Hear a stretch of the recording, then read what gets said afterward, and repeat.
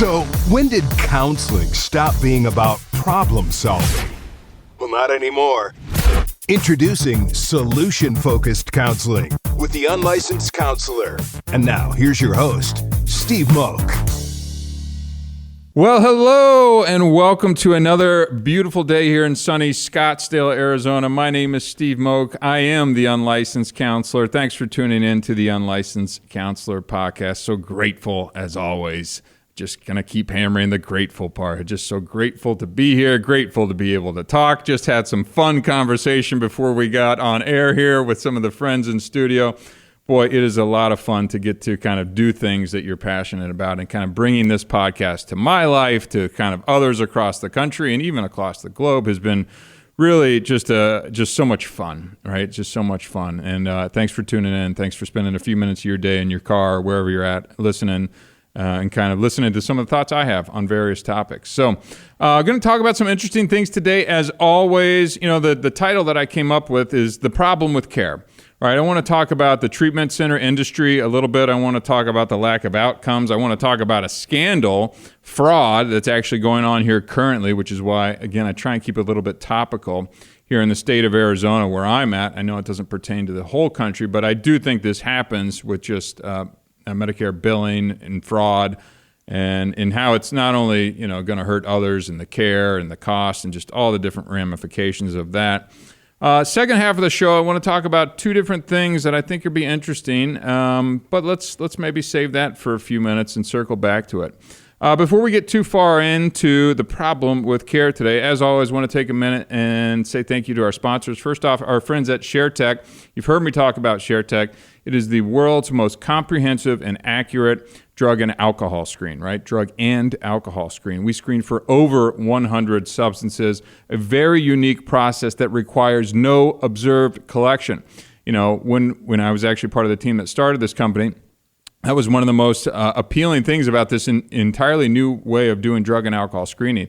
You know, the stigmatization of having to go into a room, right, and actually put eyes on the process to ensure somebody is not cheating is an outdated way of doing it, and it doesn't have to be done anymore. So go to betterdrugtest.com, purchase one of these tests. I guarantee you're going to be more confident in knowing that your loved one is not using X, Y, or Z drug or alcohol after you've gone through the ShareTech drug test. Next up is our friends at Easy Sheets as well. Again, whether you're a short-term rental or just a connoisseur of sheets, get that nicely pressed, crisp sheet, professionally cleaned and sent right to your door. We have multiple programs. They can be sheets that just are dedicated for you, or they could be in a pool of sheets that you could be using and changing from flannel to temperature cooling to whatever it is you want. Go to easysheets.club. I think you're really going to be surprised at how much you're going to enjoy that service. Last two plugs, go to theunlicensedcounselor.com, book some time with me. You like what you hear, want to spend a little bit more time. Actually does kind of tie into one of the points I want to talk about today is access to care and getting in to see someone and how that can be challenging, whether that's cash-based or insurance and different things like that. And last but not least, our friends at Stitch Fix. I'm talking to you. Ship me out a box one of these days, and we'll call it even for all the free publicity we've been giving you. So, okay, awesome. So good to be here. Something that's really been on my mind lately is I hear the phrase, access to care a lot when it comes to counseling, when it comes to behavioral health services, when it comes to drug and alcohol treatment. You know, we get a lot of people that we need to make it easier to get to care. There needs to be more accessibility to care.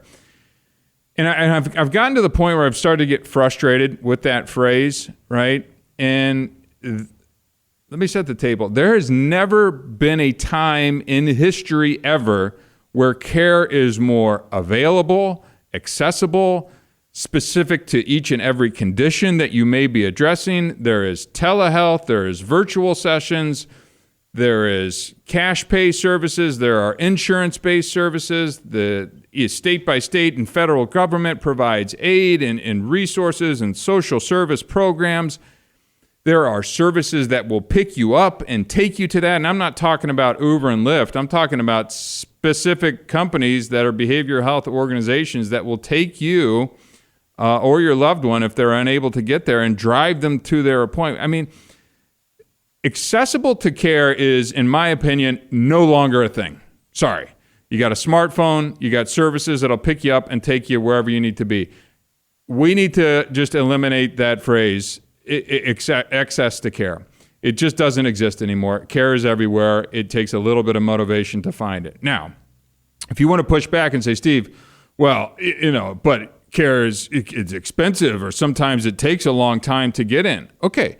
Now, we can have a conversation that the cost of some of this care is a little cost prohibitive or expensive for some people, or maybe they don't have the budget to add that. I'm willing to entertain that conversation of like, look, it's $150, $200, $300, $400, whatever it is, a couple $100 a month to go and see a counselor on a regular basis.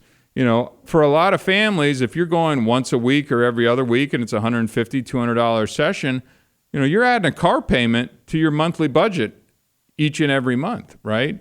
And that's significant. I understand that.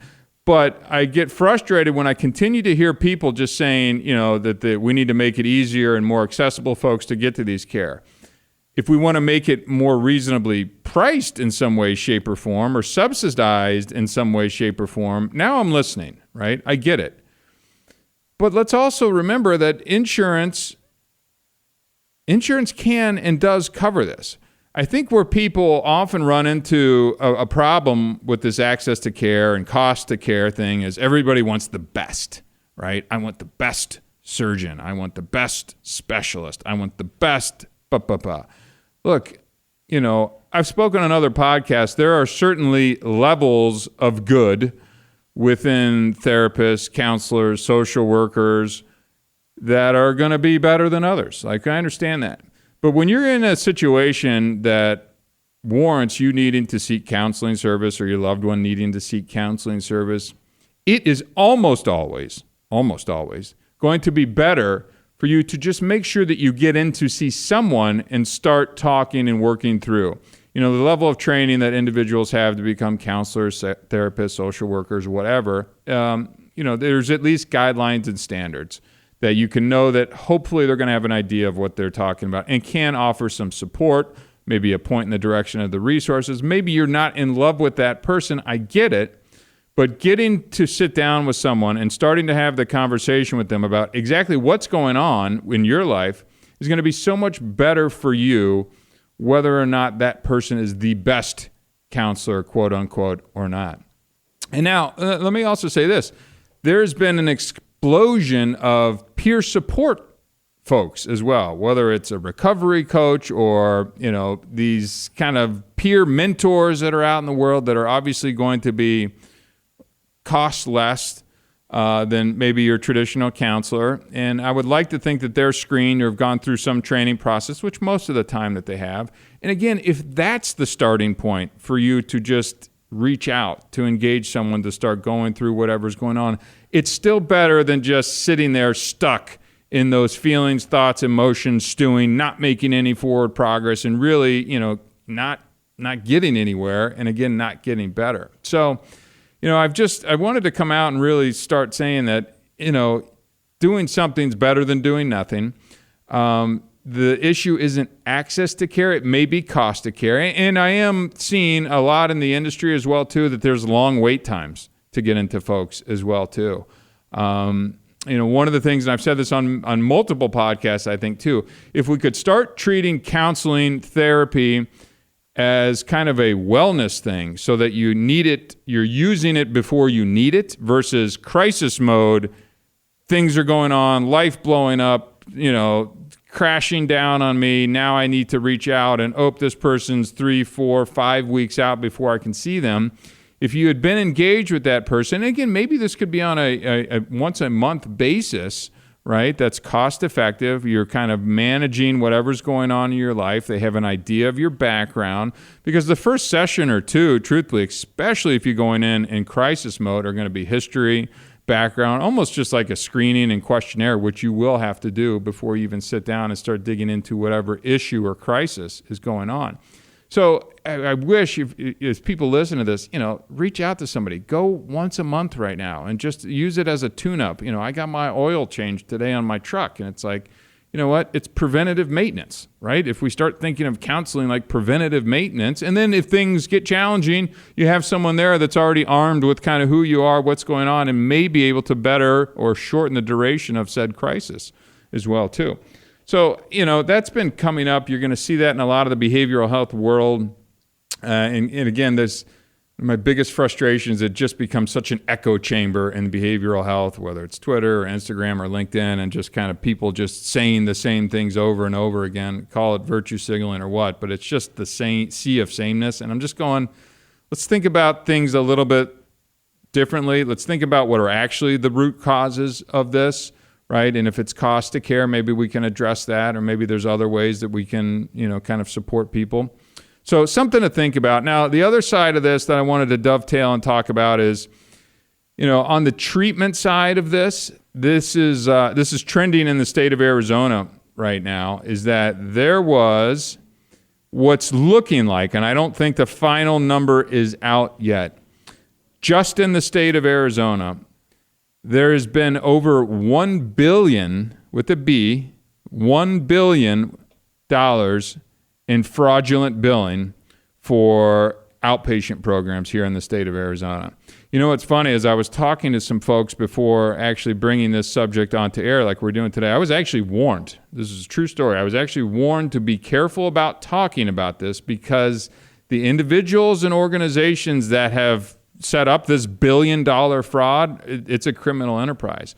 So, that's how serious, significant, and I guess this has been going on in other states as well, too. But look, I'm not sharing anything that isn't all over the news and on the headlines right now, that this is a $1 billion fraud, specifically for intensive outpatient programs where this certain plan was recruiting people who didn't need treatment. They were getting almost trafficked into these programs just so that they could bill for that butt being in a seat, and maybe not even actually being in the seat as well, too, where they can now bill an entire rate for whatever the CPT code is for that outpatient program.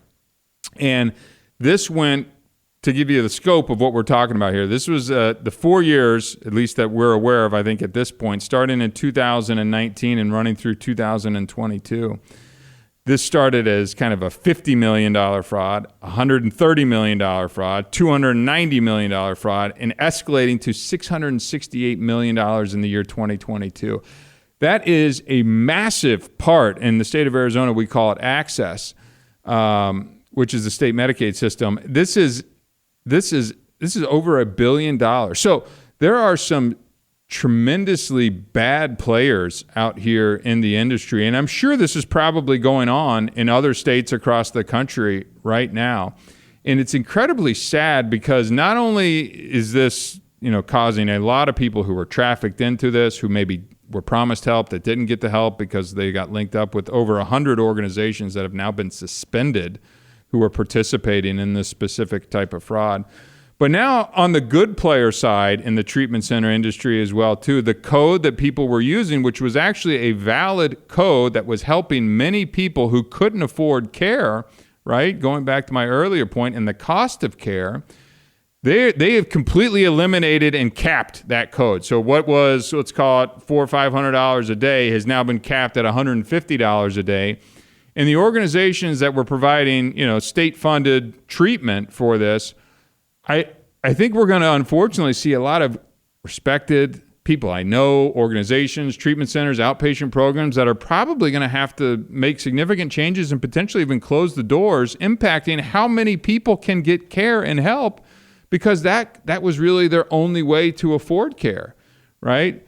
So all of these bad players have now impacted not only the people that they just committed the fraud on, but now to the people who were doing all the good things within the state of Arizona. They've pulled back the reins so far that now we're going to hurt the people who are actually doing the right thing, and it's really going to close the door and actually hamper not only the cost of care and the access to care as well, too. So it's really sad and frustrating. And I think in the behavioral health world, this stuff happens all the time. So it makes me mad because the behavioral health community really is the laughing stock of medicine, right? We have no outcomes. There's no documented improvements. Oftentimes, you can look at drug testing as a tool. People relapse and they're turning over and going through this. And people in the behavioral health world like to compare addiction to a disease. And I don't get caught up in that, but I'm like, in one, there's more stringent ways to manage and kind of see recovery on the physical medicine side of this things versus kind of this nebulous behavioral health world. And we really are the laughing stock. And then you layer in, not that there's not fraud on the actual medical side of this, but the amount of fraud that feels like it happens so regularly, so often, that is oftentimes people who were maybe in recovery, who then got into the business of behavioral health, who now are just out here ripping people off and ripping organizations off to the tune of tens and hundreds and now billions of dollars across the country. And you wonder why people are so leery to go stick their loved one in a $10, $20, $30, $40, $50,000 outpatient or treatment center type of program. I'm going, yeah, I get it. Like, it's just oftentimes run by criminals, right? There's just no better way to say it than it's often run by criminals. And until the licensing, the organization, the rules, the people are handing out a lot of these things, get their act together, we have better audits across all of these organizations. I mean, how do you not see from $50 million in billing for this one specific code to $668 million? There's not a report that goes across somebody's desk and goes, hey, hello, something's going on here. This seems out of whack. So, obviously that's just in the state of Arizona, but this happens in Florida, this happens in Texas, New York. I mean, this is happening everywhere, right? And it's sad because it just tarnishes all the good players, but I get it. And I'm not sure what the answer is at the moment. There's the Joint Commission, which is kind of the accrediting, for a lot of these organizations nationwide. There's state government-run, organizations that kind of handle the licensing. I think we got to clamp down, whether it's background checks, more audits, whatever it is. This industry needs to get a better reputation, and we can't continue to allow these bad players to just ruin it for the rest of us. I mean, now we're going to go backwards in care. And they just released the 2022 opioid overdose deaths, although I like to say poisonings because I really believe it's a poisoning, not a death. And we've gone up 2%. And it's like, oh, wow, it's not 20 or 30 or 50%. So it's like, but wait a second, we were at record highs before. So yeah, I went from 109 to whatever 2% more of that is. I don't have the exact numbers in front of me. So it's like, when you read that, it's like, all right, good work. And I'm like, no, this is still terrible. Like, there's still 100 plus thousand people that we could have prevented if we would have maybe been able to find them the right level of care in some way, shape, or form. So I don't know. This stuff has just been pissing me off a little bit, and I wanted to come out just kind of saying, shame on Arizona, shame on the criminals, really. And then I feel for a lot of the providers that are out there in their community that are going to get stuck holding water for the bad acts that are out there across the state. Frustrating, super frustrating stuff. Okay. Couple other things I want to talk about. I can't take credit for this topic, but as I kind of go through social media, I like to keep an eye on, kind of some of the other trending topics that are out there. And I came across this one that I thought was kind of unique. And again, not taking credit for it. I think it was actually on a TikTok, as I saw. But it was a really interesting approach where it was like this approach of kind of letting someone who's kind of trying to steamroll you or have their way or they're not meeting your expectations. In the examples that this individual is giving, it's like, you're dating someone and they want to go. Let me start that over again. They want to go out and do something that you're not on board with, right? Like they want to go. Let me just share the example that I have here. Stop wasting time and energy trying to get other people to meet your expectations. And the point of what she was doing is like, let them, right? Like, let's just stop trying to control and let's let them show who they truly are, right? And the way that she put it on TikTok that I thought was really interesting is like, you get to control what you do next then, right? So your kid wants to stay up a little bit late. Okay, fine. Let them, right? Your boyfriend, girlfriend wants to do something you don't agree with, let them. Like, let's stop trying to control what we can't control from some of these other people as well. So I really thought it was just an interesting little phrase where it was like, just let them. And when I heard that, and then I started kind of trying to apply it in my own world, I was like, this is kind of cool. Like, this is kind of a cool tool. It's something I don't agree with, right? But I'm not going to sit here and get all twisted up over something that, okay, you're showing me who you really are. Fine, let them, right? And I'll just kind of sit back. And some people say, wow, that's, too passive, or you're getting steamrolled or something like that. And I'm like, no, let me see who you really are. And then, you know what? I'll get to make my decision on how I want to do this afterwards, right? And if it comes out that this isn't a person that I want to be with, or an approach I agree with, then that's fine. But I thought it was really kind of cool. And it was almost freeing in a sense as I was sitting here kind of noodling on it as well. I was like, let them. They're doing X, Y, and Z. Just let them, right? So I don't know, just a little nugget that kind of came across my desk this week. I was like, I think I want to mention that. You can probably find it on TikTok if you search let them. I think it was TikTok or Instagram, one of those. I can't keep track of all of them, and oftentimes those things get shared back and forth. But it was a little nugget just on kind of I like little thoughts, right, that you can kind of implement very easily and kind of see how it works in your world, right? Like, not everything has to be some huge cognitive, behavioral, therapeutic approach to this. There's value in all that stuff, but it's like, I love a little ism that can kind of run through my brain when something's kind of maybe pissing me off or getting me frustrated or something. It's like, all right, let's let them. So let's just see how this thing plays out a little bit, right? So as always, when I find something, a little nugget, I like to pass that along. Okay, now back half of the show, I want to talk about a little bit of a topic. It was actually a question that came in, and I try and pick topics, as always, that I have some interest in as well, too. And this is one that I've been struggling with myself as well, too. And the question was, how do I forgive someone, right? How do I forgive someone? And, this one has been, it's been on my mind quite a bit. I've got some stuff that I've got to kind of work through on my own here.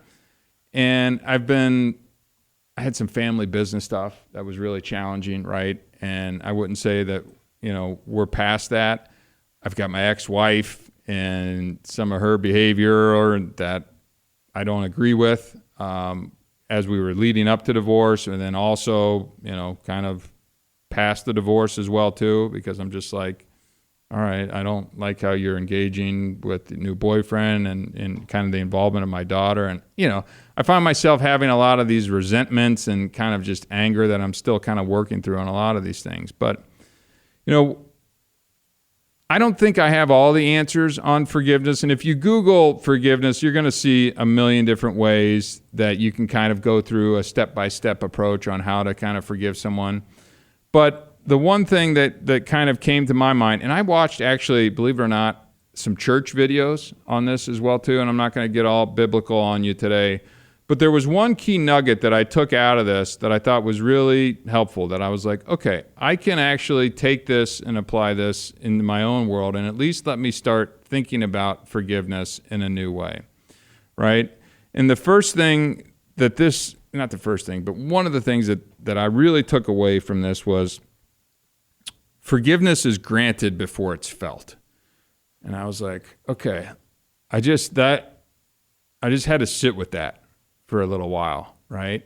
Where it's like, okay, I'm pissed, I'm mad, but I'm walking around like with all this stuff. Like, I don't think family business stress or ex-wife, like, I don't think they're sitting around walking around with this, carrying around this whole day long. So I'm like, but I feel like I've been stuck in it, right? Feel like I've been stuck, or it's just, I don't know if stuck, or it's just been weighing on me. And it's like, okay, you can look at the forgiveness from a biblical perspective. You can just look at it from a person-to-person's perspective. Whatever it is, I thought the advice that forgiveness is granted before it's felt was something worthy of really chewing on. Because I got there and I'm just going, it should be on them, right? They should be forgiving me. They were in the wrong. They were, right? And I'm just going, meanwhile, I'm sitting here stuck with those feelings. And the other thing that it was talking about is forgiveness isn't actually a feeling either. And it's, again, all these little thoughts that were kind of running through my head as I was thinking about how we could potentially, use this and talk about it into the podcast. And I'm just going, forgiveness is granted before it felt. what does that really mean? It means that I have to be the bigger person, right? It means that I don't necessarily have to like this person or continue to have a relationship with that person per se. I mean, it would be nice if you could, right? But to be able to grant them forgiveness and not expect anything kind of in return back out of that. Because as I've put more thought into this, I need to start healing from this. I can't control what they're feeling, what they're thinking, where they're going with this.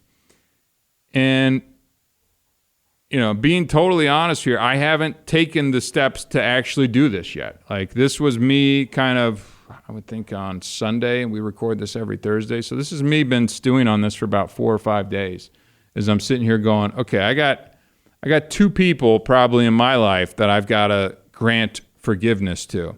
And this isn't me being holier than thou or anything like that. This is me needing to find a way to kind of get past where I've been feelings of the anger and the resentment and just that stuff that keeps coming up. And there'll be even times where it's like, okay, I think I'm past this. I'm moving on. I'm doing things.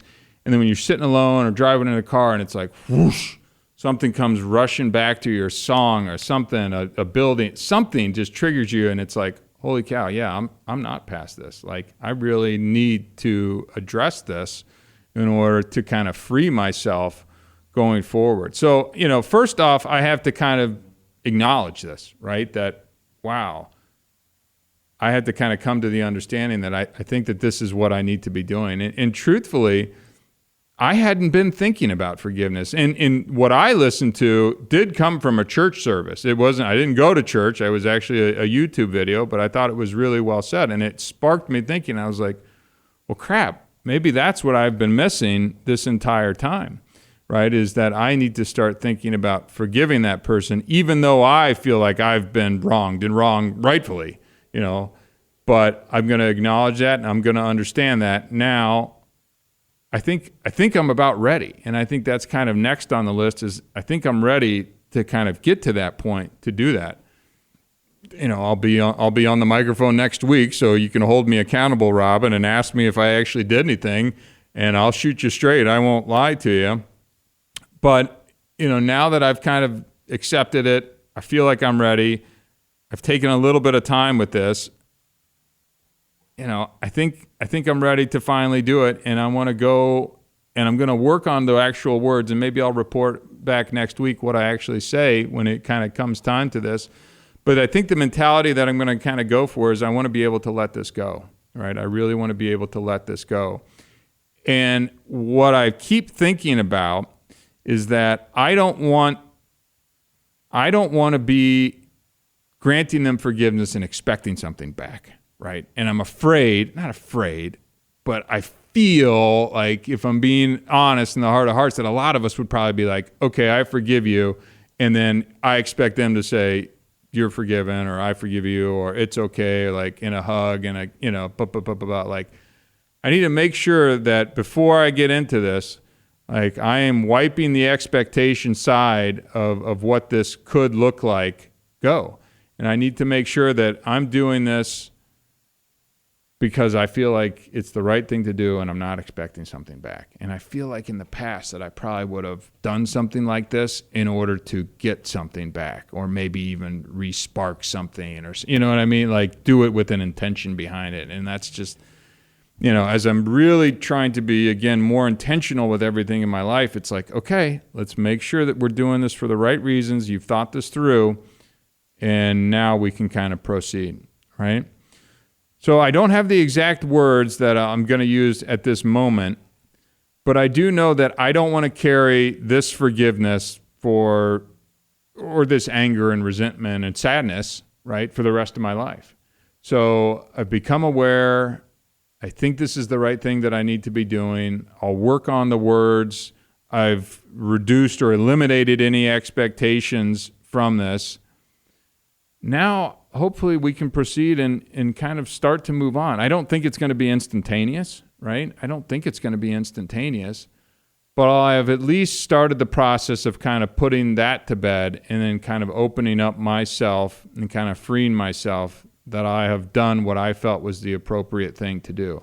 It honestly, this has been a mind bender for me over the last week. And it sounds stupid or weird that, I haven't thought of me being the one to do forgiveness. I honestly, I think I've been in both situations, been like, okay, I'll just sit back here and wait for my forgiveness to come when they see the light or when they realize how wrong that they've been or they've done that, and I'm just going, wow, okay, I think I've got this entirely backwards. And it's just got me thinking about this topic. And honestly, I almost put a pin in this forgiveness topic and thought we could do a whole show on it. But I'm going to dig a little bit deeper, and maybe we'll circle back and touch on this, and I can just share from personal experience exactly how it's going. Or maybe, hey, I said this, and I should have maybe said this or done it that way, right? I'm happy to kind of pass that along. But it's just a topic that's really, really been weighing on me. And again, I think I've been going at it the wrong way. I think I was waiting for someone, and maybe that's the little internal pity party. It's like, okay, I was wronged. I'll just wait here and they can come to me. And I'm going, wait a second, who's suffering in this, right? Who's suffering in all this? And the answer is me, right? By holding that in and not thinking and just waiting and waiting and waiting. So I don't know, really an interesting kind of deep week of kind of thinking, and I thought it would be an interesting topic to share to everybody. So, we covered a little bit of ground today. We talked about the problem with care, cost of care, access to care. We talked about this let 'em approach. I think it's interesting. Google it. Do a quick, like I said, I think it's Instagram or TikTok. Find it. I think it's a really interesting concept. Just it's a little nugget that you can put into play right away, and just let them. Send me a message, DM, whatever it is, that if you think it's worthwhile, if you found any value out of it. And then this forgiveness topic. If you're sitting there listening to it, I'm sure we could all probably forgive somebody. And it may release stuff that you don't even know that you're kind of holding on to. So just chew on it for a little bit, right? Just chew on it. I'm going to report back, and I'll continue to be transparent and open with exactly how my stuff goes. I think it's a great way for us to kind of heal collectively.